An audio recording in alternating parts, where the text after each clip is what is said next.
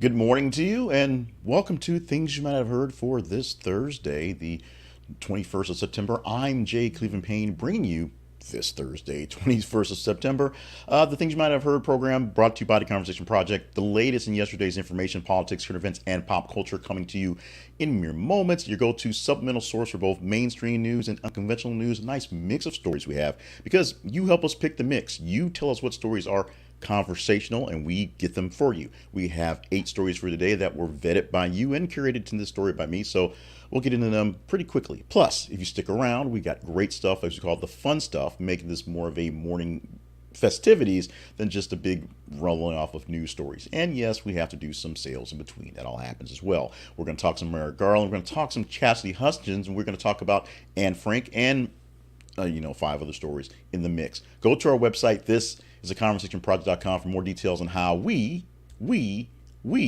do these things every single day for you. In the meantime, let's get into the news for the day without further ado, shall we? Today, as we said, is September 21st, 2023, on this Thursday, and here is some of the stories that we have for you today that were vetted by you as conversational in the feeds. We'll explain that in a bit as well, and created by me into the sources here. Let's start off with the first headline that we have for this morning for you, which reads, Merrick Garland rebukes congressional Republicans at House Judiciary Committee hearing. Merrick Garland was all of us yesterday, sitting in front of the House hearing that was just all sorts of bonkers and crazy, including some times where he teared up in some cases and some times where he jeered at some of the people asking him questions that, if you would have been there yourself, thought were pretty much useless and just dumb. A lot of things that are highlights from the actual trial, or should say the hearing, I should say, not a trial, were the fact that Jim Jordan, who of course called the trial and had the did not quite subpoena Merrick Garland. He came on his own. It was called out for not calling to his subpoena for the January 6th commission. That happened. Also, Matt Gaetz asked about the Hunter Biden stuff, in which Merrick Garland's like, yo, that's not really my job. Things along the lines like that. These things are all for show. These things are all for theater, and they're all to really do nothing but to get people some clips on YouTube and to send things back home, how they fought against the evils of whatever. Nothing came about this. Anyone who watched this for 5.5 hours basically saw their lives just kind of suck away from themselves and just had to kind of live through it. They're not going away. They're kind of important in some cases. In this case, as Merrick Garland probably shown in his face, a real waste of his actual time. Second story this morning, man who shot black teen who mistakenly went to his door enters his plea of not guilty. Trial is now scheduled for Andrew Lester, the 84-year-old who entered a not guilty plea. He shot Raphael, a black teenager, after a teenager knocked on his door in Kansas City looking to pick up his little brother, and it was the wrong door. The white 84-year-old homeowner said he was afraid for his life and why he just basically shot through the door. Trials is scheduled for next year, so it's all ready to go. We will see how this thing plays out. Y'all actually testified that he was shot in the head and arm after being told, don't come here ever again, by Lester. The bullet did not penetrate his brain, so we know he is alive. That he is now a senior in high school, making plans to go to engineering school and college. So the good part of this is he survived and he has greater things going on. The bad part is we have to get through the trial. It's going to happen. Our third story, Kevin Costner and ex Christine Baumgartner reach amicable divorce settlement.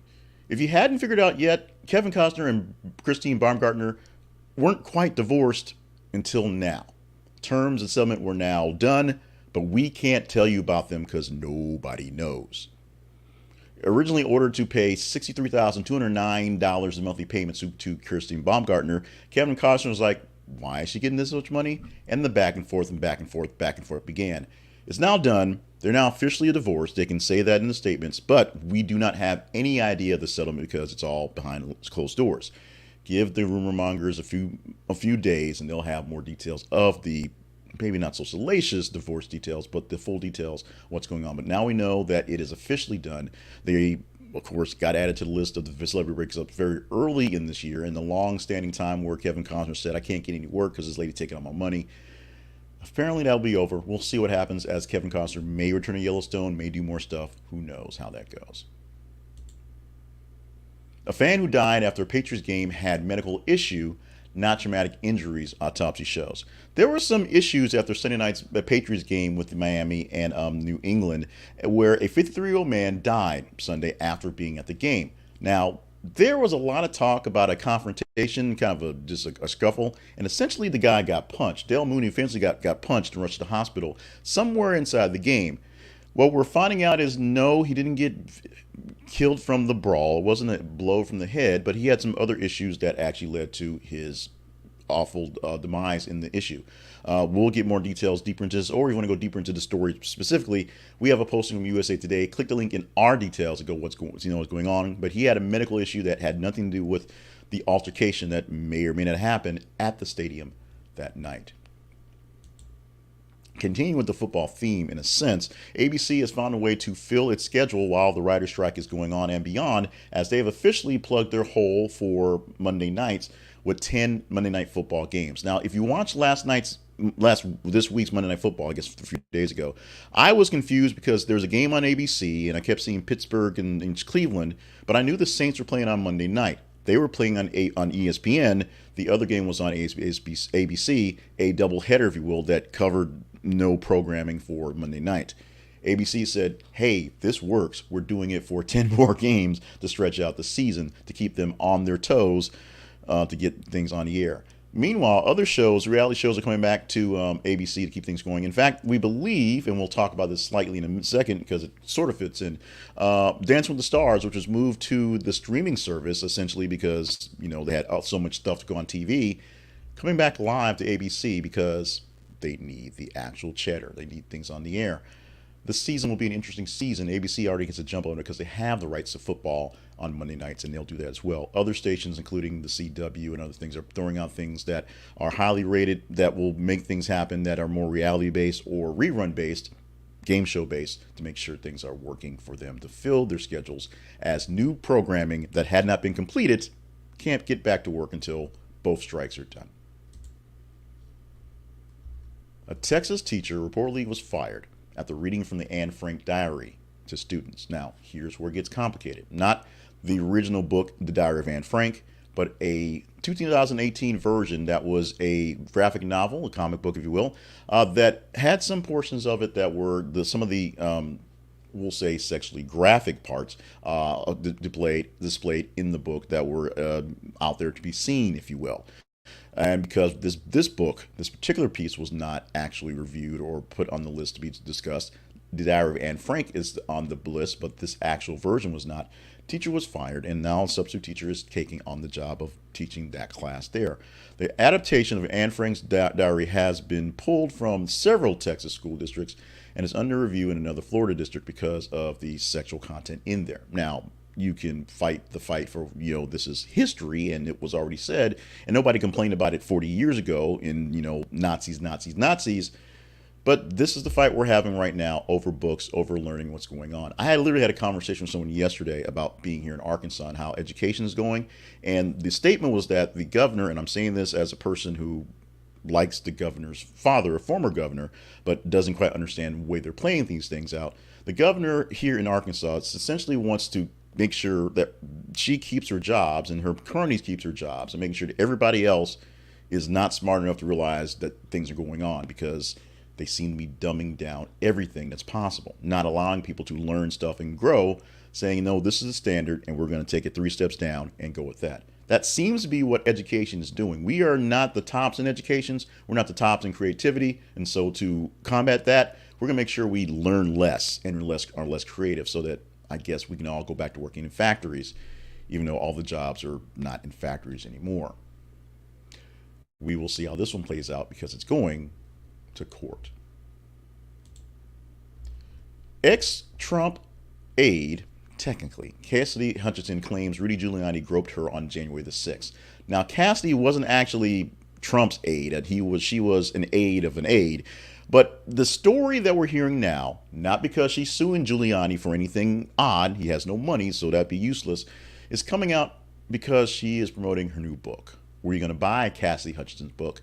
Probably not. But now that we're hearing some excerpts and people are talking about it, this is talking about specifically a incident that happened on January 6th at the rally, before the rally, as the short story version is Rudy Giuliani was walking around with a bunch of papers saying, "This is my proof," yada, yada, yada, goes up to go up to Hutchinson, grabs her on a quick embrace, kind of reaches and touches her, does a little orgasm thing with his eyes, and moves on, while other people are kind of like, okay, that's weird. And in fact, she's being backed up by plenty of her supporters that worked with her, saying Hutchinson is a stand-up girl and would not just make these things up. Of course, Giuliani's like, she's trying to sell a book, right? And this guy like saved America, right? He fought corruption. He took out the gangsters. He was the man who held things together after 9/11. Let's forget all the other things he's done past that. Oh, by the way, Hutchinson is trying to sell a book.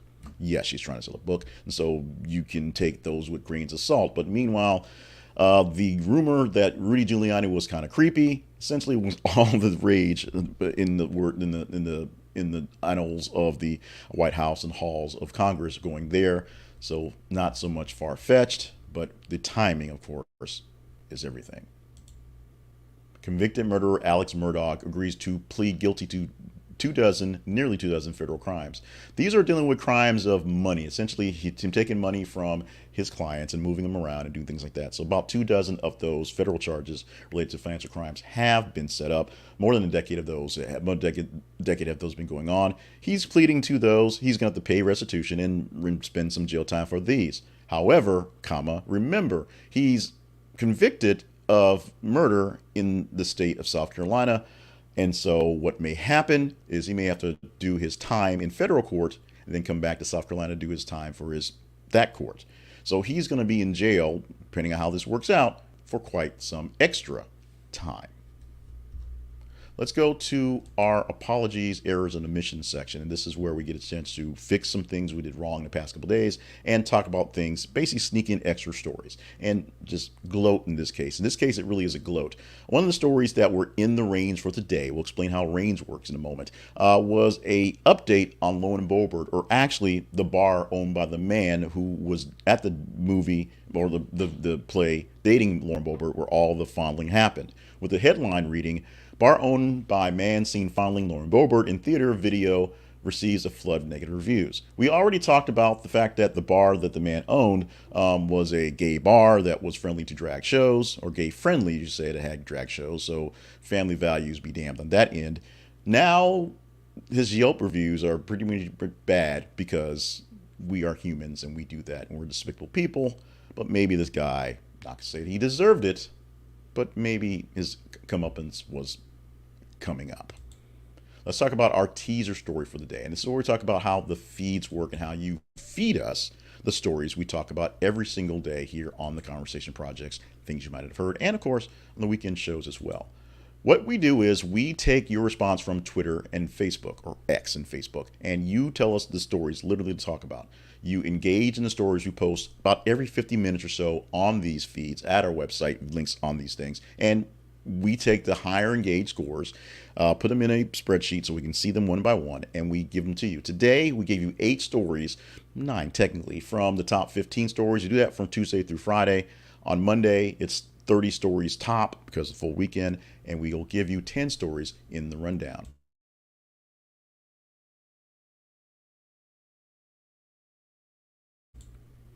Today, one of the stories that we can talk about, a story that was posted in our feed for you to get into, includes layoffs begin at Michigan Ford plant as strike enters 6th day. Now, the threat of the strike by the Auto Workers Union, which we know is targeted in various different places, and they, of course,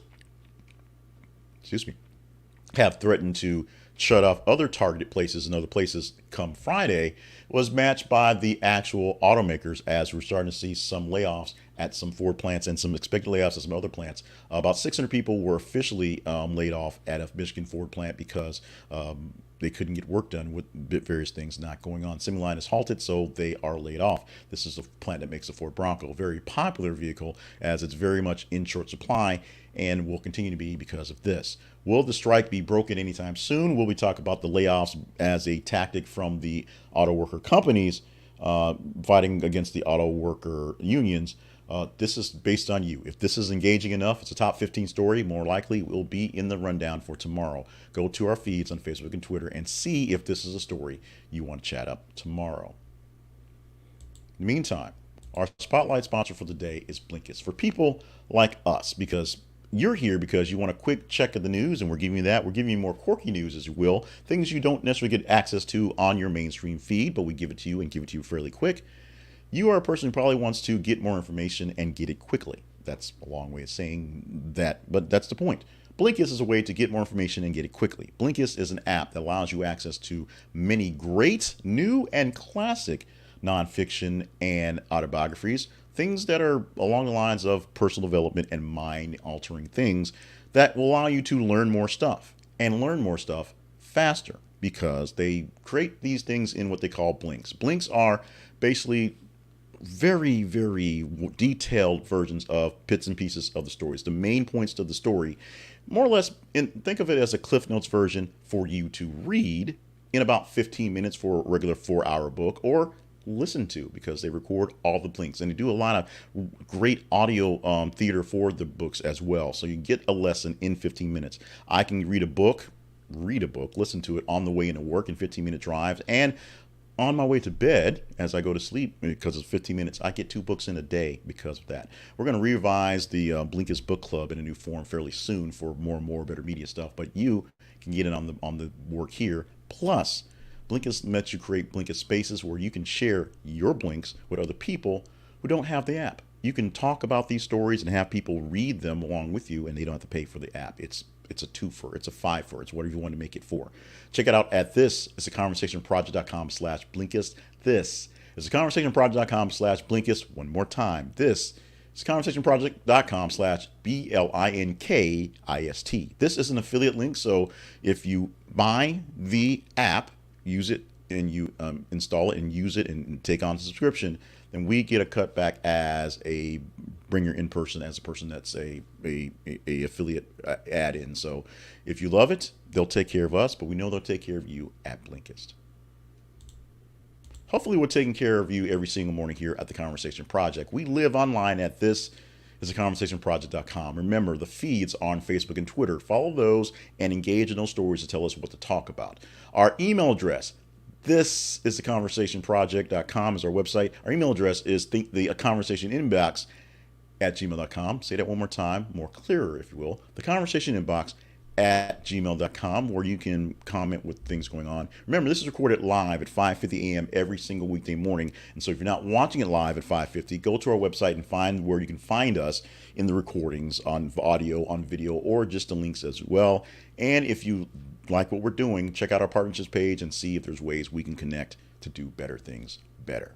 Your mileage will always vary going through, but we can always use a few extra hands to make things work out better here. And if you're willing to help us out, we thank you so much in advance. And now prepare for the fun stuff. As promised, we get to the stuff that you enjoy, the really good stuff, the fun stuff. It begins now. And the fun stuff always begins every weekday morning with birthdays on the day. September 21st is no exception. Alfonso Ribeiro, as we said, we Dance with the Stars. He's now the host or co-host of Dance with the Stars, and looks like it's going to prime time, or network prime time again. Looks like it's going to be on the air for ABC, as writer's strike means they need the space for, they have the space for stuff, and they need the programming.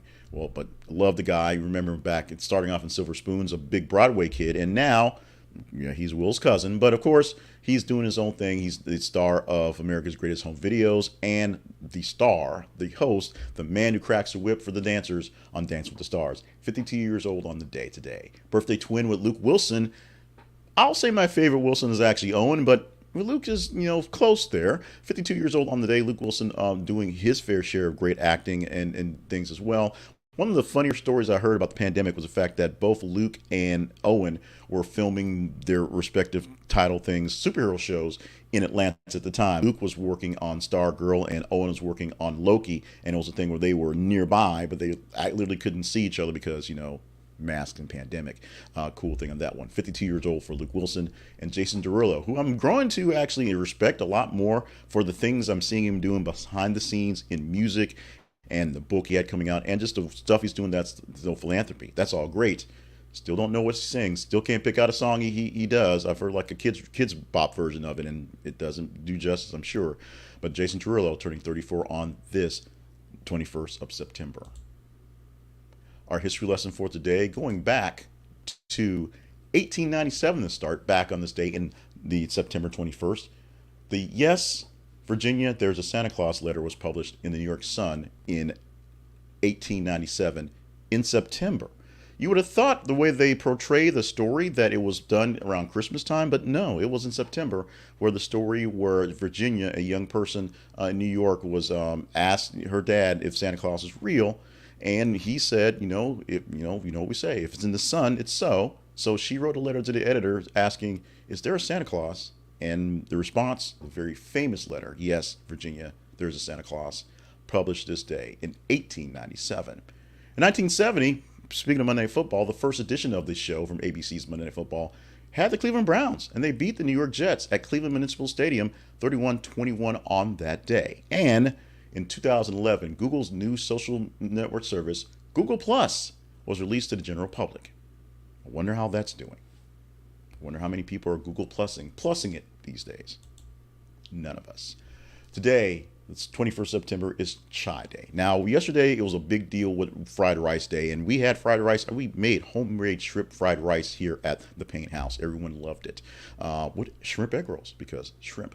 Chai Day, chai I'm not the biggest fan of, but I don't hate them. I'm not even a real latte guy. I'm basically, black coffee, hit me all day long. But chais are great drinks. They're flavorful.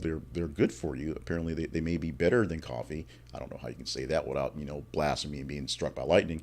But go out there and enjoy yourself a chai today. If you're not used to get one, make the chai market go up by getting one today, because today is your excuse to get one and go forward. They are very tasty. I'm just a black coffee guy myself, personally. Your mileage, of course, may vary. And finally, one more thing you might have heard. You have heard my hatred for pumpkin spice. And it is pumpkin flavor season going on with lattes, cupcakes, bagels, and the Wendy's Frosty, which now has a pumpkin spice version. But guess what? Solidarity with me. Everyone's not down with the Wendy's offering for the fall. A woman named Audrey shared on social media this little ditty here. Just a little PSA style testimony here. The pumpkin spice Frosty I was so excited to try at Wendy's is absolutely revolting. I've had some time to think about this whilst power washing the inside of my mouth, and the best way I can describe its flavor is this. Melted dollar store pumpkin candle, spirited with 65-year-old Avon perfume, and stirred with the leg of a haunted Victorian doll. Try if you must, but I do not recommend. I, too, Audrey, do not recommend. I do thank you for sticking around for this thing. This has been the Thursday, September 21st edition in 2023 of Things You Might Have Heard from the Conversation Project. I'm Jay Cleveland Payne. Thank you so much for being a part of the family, being a part of the show, and giving us words to talk about every single weekday morning. You do that by following us on our feeds on Facebook and Twitter. You tell us what to talk about, and we basically talk about it. You can also help us out you can tell us what to talk about by emailing us at theconversationinbox@gmail.com and joining us as a partner, because sure, we'll listen to you if you're a partner. Makes perfect sense. Make sure you're staying limber, staying hydrated, and staying on task for all the grand things you are here on planet Earth to accomplish. Or maybe you're on some other planet. This is going on in the future in some sort of weird mind stream. If that's the case, stay hydrated, limber, and on task as well. We'll do this again to wrap this thing up for tomorrow. 8 stories for you, vetted by you, created by me to get you up to speed for the news of the day.